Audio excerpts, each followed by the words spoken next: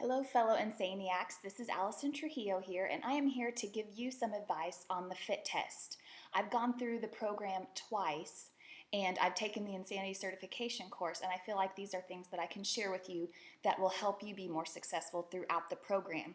Now, you're going to take the FIT test 5 times throughout Insanity, and you take it every 2 weeks as a marker of your improvement. And I want to point out some things with some of the moves. I'm not going to go over every single one, but there's some that I feel like you could benefit from. The first one is the switch kicks. 2 kicks equals 1 rep. So whenever I do this move, I'm going to keep my fists up next to my shoulders. My arms don't move, it's just my legs, and I want to make sure that my heels are coming up to waist level. So 1, 2, 3, okay? The next move that I want to go over is power knees. When you do this move, you are only doing it on one leg. So if you choose to do it on your left leg the first FIT test, you will do it on your left leg for every single FIT test because you want to measure against that leg to see how you've improved. You keep your hands together. You bring your hands to your knee and you meet it about belly button level. So whenever I get into this stance, I do a slight lunge. I have my hands together and I pull them both together. Now you notice that I'm not going across my body and I'm not doing a move like that, okay? The next one is power jumps. Now there's 2 ways that you can do power jumps. One is a quick bunny hop. The other one is a little more slower and controlled, and you use your arms to power through. It doesn't matter which one you do, just make sure that the one that you start with, it's the same one that you do for every single one. So the bunny hop one is just like this. So you can push out a lot more in a shorter amount of time, but the slower and controlled one, you use your arms to power through.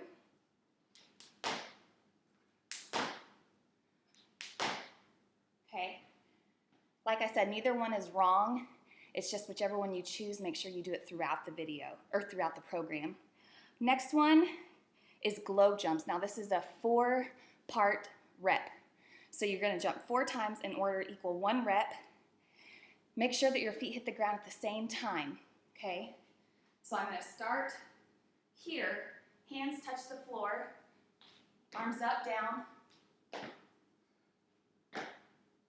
Notice that I'm not jumping and hitting with staggered feet. They hit at the same time. Next move is suicide jumps. There's also 4 moves that make up the suicide jump. And I want you to make sure that you start at the bottom. So down, out, in, jump. You're jumping from the bottom.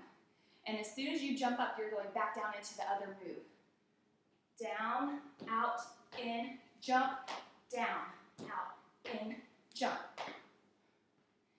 Okay? And for the low plank obliques, I have had a question about this. Each knee up to the elbow equals 1 rep. So whenever you're down on the ground doing it, 1, 2, 3, 4. Okay, I hope that was all helpful information. A few other things I do want to remind you is to always engage your core. Shanti says to engage your core. Make sure that you are doing that. Whenever you land from doing a jump, make sure you're hitting toe, ball, heel, because that lessens the impact on your knees and it helps to assure that you're sitting back into your squat. Let's see, form over speed always. I know you're going to be tempted to just shoot out the gate and go fast, fast, fast.